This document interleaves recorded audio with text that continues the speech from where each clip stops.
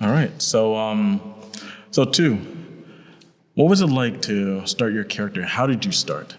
Right. Yeah. Not a lot of people know how to start a character, and I wanted you to take us through like your progress. I think to land on this character did take some time. If you can see over here on my sketchbook, we have all the other characters that auditioned but did not make the debut. I like this character. I really like her too. So these are all, what I did at the beginning was like, okay, it was actually really interesting because I already had the intention of having my character somewhat relate to my layouts. So I was like, okay, what type of layouts am I doing? And then who would fit in that category? And then I was thinking of like the witch and everything until Josh says cliche. No like harsh feelings. Yeah. None taken. Yeah. But I also had like these characters that I did during the APW intensive course. And then just these two that were in my previous sketchbook, I just added them in.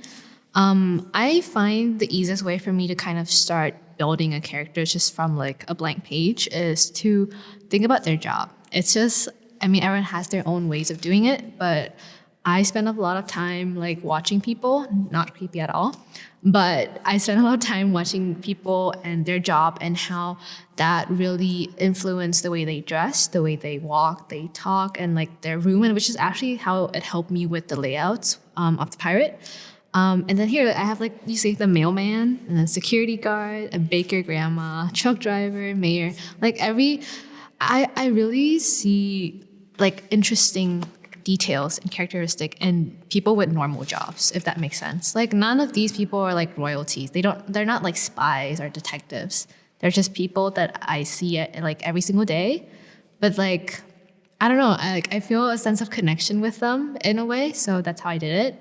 And then this is actually what I showed Josh. And then I just like randomly decided to do like two more at the end, which is this pirate. I remember this guy. Yeah, and then the detective for like the beginning prop. And Josh was like, this looked like blackjack, and he liked it. And I'm like, okay, I'd like that one too. So he gave me a decision to make between the baker grandma and the pirate, and I'm like, I cannot think of a cool layout for the grandma. And I really like the idea of connecting character with layouts, so I picked the pirate. And then after that pirate was done, I was like, I think it's time for me to kind of evaluate, because Josh really said that previous sketch was really flat. Like there was like no volume to his beard, his face was kind of wonky. So then I kind of went to this one where I kind of developed the character a little bit. I did it in red color pencil. Talking this one right here. Yeah, these two. I actually did this one first. You did that one first? Yeah, I did that one first because this one was like, I wanted to build volume and like so that I can do the whole character rotation. But I did this one because I wanted to really secure his character. So if you can see here, it's just like some like short notes. It's not like a huge writing. I'm not like writing a novel or anything. I just write out his characteristic, right? Like he's sloppy, he's greedy, and he's cunning. What would a character that have those characteristics look like and be like? Yeah. And I'm like, okay, I want him to be fat. That's for sure. I don't know. I have this weird thing with like drawing like fluffy people. It's just really satisfying to see all the curves just falling into place and everything. And then I'm like, okay, sloppy would mean that he's probably a little dirty, like a little bit like a rack sack, a jobo, hobo kind of. He even got like the bone coming out. He probably ate lunch and never wiped his like beard, and like his clothes don't even fit him no more. His pant has like patches and all of that. Like I just imagine, right? Like it's imagination, but I do want to have like a sense of realism to it, because you can see someone actually doing this, right? I want my character to be like, you can see them in real life, basically. Yeah. And then he's greedy, so if you can see here, it's not like that obvious if you just like look through it like quickly. But there is like, he wears like 10 different bracelets on his hand. Those don't even look like men bracelet.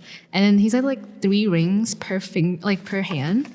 And then he even has a ring on his little stump. And then he wears like 2 different necklaces on his like his chest. Like that explains his greediness, right? He craves for like the money, which is like a very stereotypical aspect of a pirate, right? And then cunning, basically just his face. I was like, this is what someone who would literally like leave me behind and betray me like once we like finish robbing a bank, like that. So you have another drawing right here too. Yeah. Can you just explain a little bit what you're doing right here? Yeah. Because this one doesn't have details there. Yeah. This one is a detailed version. Yeah. Kind of, it's almost similar to the final version. But this one right here, there's a lot of lines. And can you just explain to us what's going on here and why you're making some of the decisions that you do right here? So this is actually something I applied from the APW class. It's called Puppet, which is what we learned while we were doing the whole character rotation. It's basically where you really simplify the body of the character that you're going to rotate. Because if you see here, there's a lot of little details that if you don't do the puppet here, you're going to be too caught up in the details, and it's going to make the rotation process a lot harder for you, and you don't really want that. You want accuracy, even if it's like character, it's cartoon, right? Everyone's like, oh, it's just cartoon, doesn't matter. Yes, it does. Like, it's a character, it's gonna move if you actually make a movie or like a show out of it. So to have a good puppet, it's like to have a good skeleton. Without a skeleton, a body's just gonna fall. It's like a blobfish, right? So to have this, it's like you can see the volume. You can see how everything falls into place. You can see it in different angles because I only drew this as a 3/4. You can't really see it in different angles. So it's important to know that. Yeah, like these lines really helped you with shaping the character, making sure that, for example, the strap wraps around or like the contours of this t-shirt, right? That makes it feel like it's rounded, not flat. And I do remember making this suggestion, like the character felt flat and we wanted to just shape it a little bit more and make sure that it feels like it's volumetric, right? That it's 3-dimensional. Yeah, and this isn't even like the final puppet version. I did have like the smaller one, so you can see kind of cute. like. I just wanted to turn it around. I just wanted to quickly see what it would look like when it's turned, and then I was like, I'm happy with it. And then I did like a little bit of a more detailed version, which is after Josh gave me a suggestion that if you go back here, the leg was a little bit like he said it was stiff, like it is a cartoon character, but it shouldn't really have cones for legs. Yeah, unless I remember. It's like I remember. No, it didn't feel like it was balanced.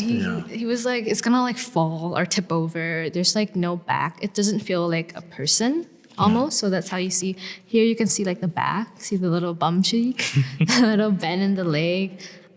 Later we did change the curl in the hand as well because like it's not natural for your shoulders to just go like that. Also, I learned a lot of stuff like during about anatomy. Like in general, just making a character that isn't even real. And like after we did that, I actually also took a photo of this and made it bigger. So again, it kind of looks something like this, but I threw it out. It looks like this big. Light pad, put it on, and then this was the second draft that we had. And then I was like, I don't really want to work on this one because I really went a little too dark with it. That's why I came with the third one, which is the final. But this was the second one. It's a lot more developed, as you can see, like the hands, you can see the hand a bit more now. We were fixing a lot with like where the line should be, like wrapping around the belly button. The feet don't line up in this one. Like this does not look right. Like this is, he's like as if his leg is squishing into his like bum cheek. Yeah. That's okay.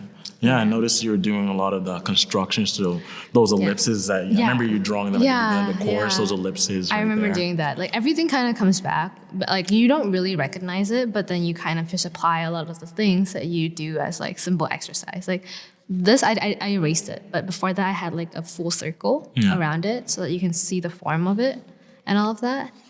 One thing I noticed in this drawing in particular, not the finished version, but boxes. Yeah. Like the boxes for the hands. Yeah. Right? How has that helped you when doing the character rotation? Yeah, so it's specifically from when we were doing hand drawings with APW. We imagine the palm as a box, and it really helps it that way because it simplifies all of like the skeletal like attachment to like the wrists and then the muscles and everything. And I think specifically, like just personally for me, it helps with turning the hand. Because I had problems with envisioning where the thumb should be. I keep drawing it on like the wrong side. I remember that. Yeah. And then I'm like, okay, at least now with this, you can actually see like the small side and then the big side, because the bigger side is obviously like your face of the palm, right? And the smaller side is like the side. Mm-hmm. So it really helped that way, having them in just boxes before jumping into like all of these like pointing and then holding like the bag and all of that. Yeah.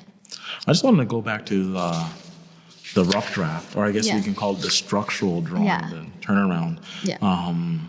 These lines right here. Yeah. Why did you decide to keep them in? Like the straight one? There's those circular lines. Oh yeah. Yeah. I think it's kind of important for me at the time to really note the volume and the value kind of the form, because I'm gonna have to add a lot of clothings and like accessories, like the straps for the sword and all of that. And it's just something nice to keep in mind that, hey, he's not flat, right? He's not flat. Therefore, when you approach an edge, it should curve, because it's going to continue into the back. It's not going to like end there. And it really adds, like, people might think like, oh, it's just something, you don't have to pay that much attention to it, but like it's overlooked really often. At least when I was working with Josh, like he keep noticing it and I'm like, okay. Yeah. And then, but then like at the end you look at it and like, you know what, that makes sense. Like that really, really seemed more natural, and it really helped just keeping in mind the shapes of your object or subject that you're drawing. Yeah. Let's take a look at this final version right here. Actually, one thing I noticed, you did a lot more versions for the character rotation than the layouts. Yeah, I did. Yeah, I noticed the number of drafts that you had.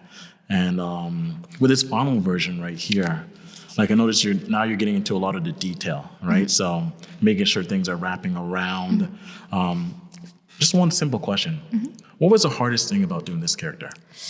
I'd say the sword.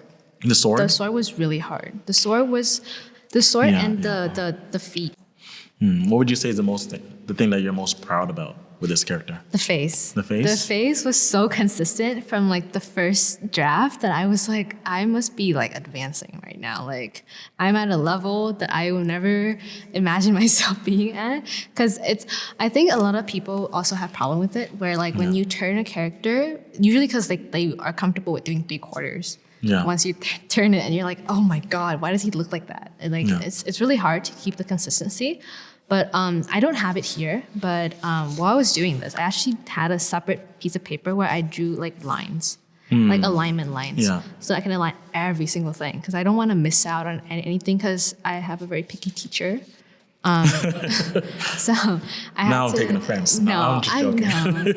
I would never offend you. And then, so I just like aligned it, and I'm like, that has been like the most helpful thing I've ever like done in my life. Like that helped me with like the eyes and the nose, and especially the mouth. So this character, there's a lot of detail going on.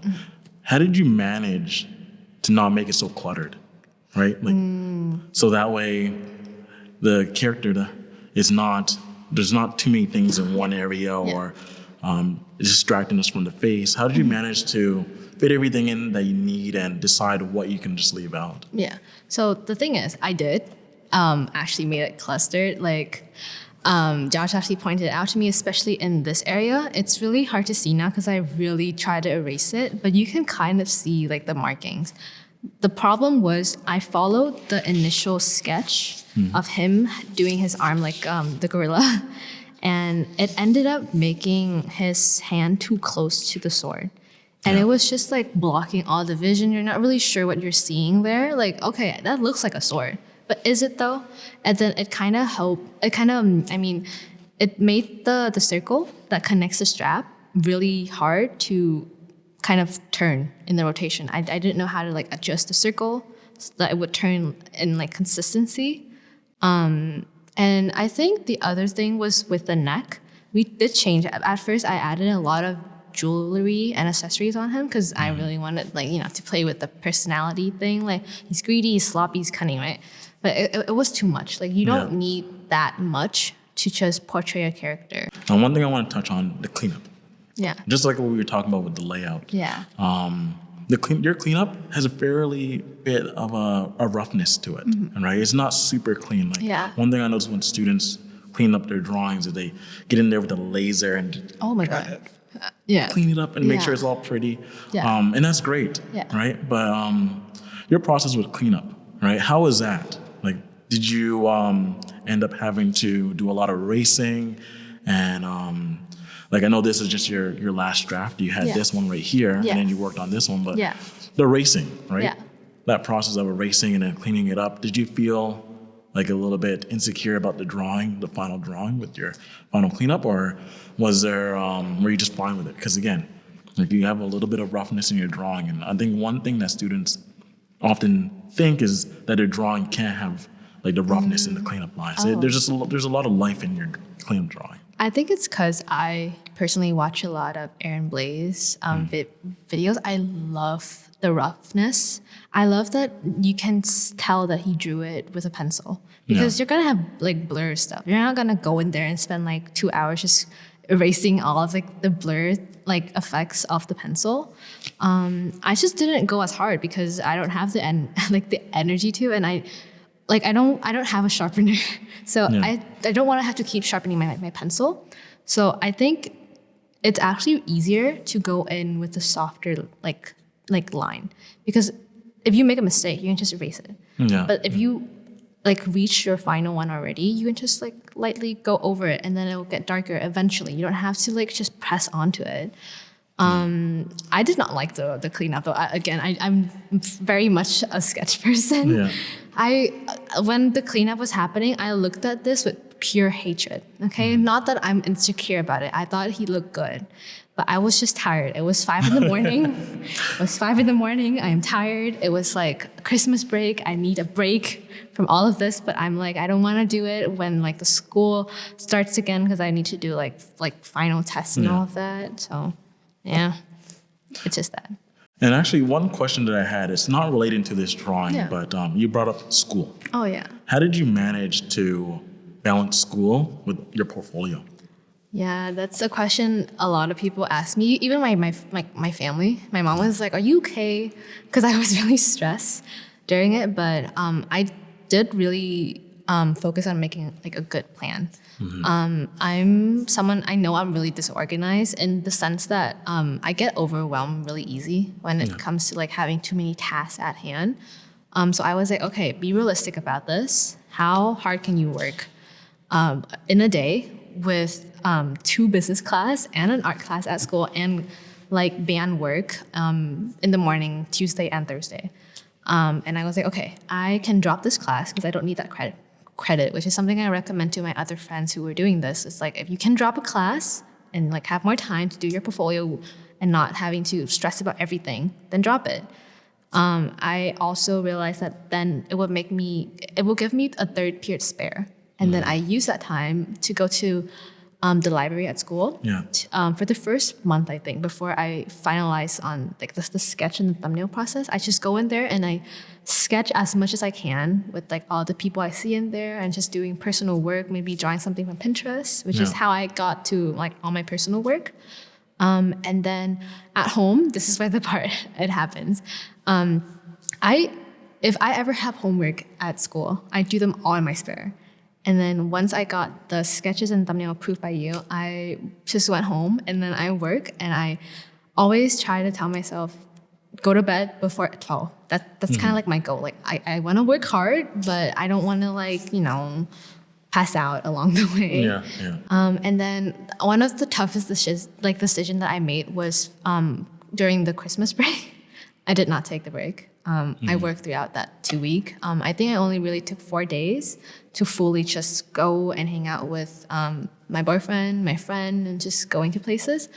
Other than that, I probably draw for like 8 to 10 hours a day. Some days I would drop until like 15 hours. I literally only take breaks to not, hurt my bum and go washroom, go make food and eat and stuff. And all that other time I just spend doing that, because I was like, it's okay. It's just a small sacrifice so that you can be more relaxed once the break was over, because I know it's going to be so intense at that point, with all like the tests and then just finalizing work and then applying for all the schools and all of that. And that's just how I did it. It's just having like really paying attention to time management, making a clear goal, be realistic about it. Like I was really emphasizing on the being realistic, because I feel like I'm someone who works pretty fast, I'd say, but it doesn't mean I enjoy working in like a very like hectic kind of environment. It makes me really stressed, and I'm already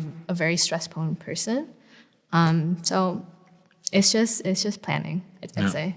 Planning and being realistic. Yeah, be realistic, people.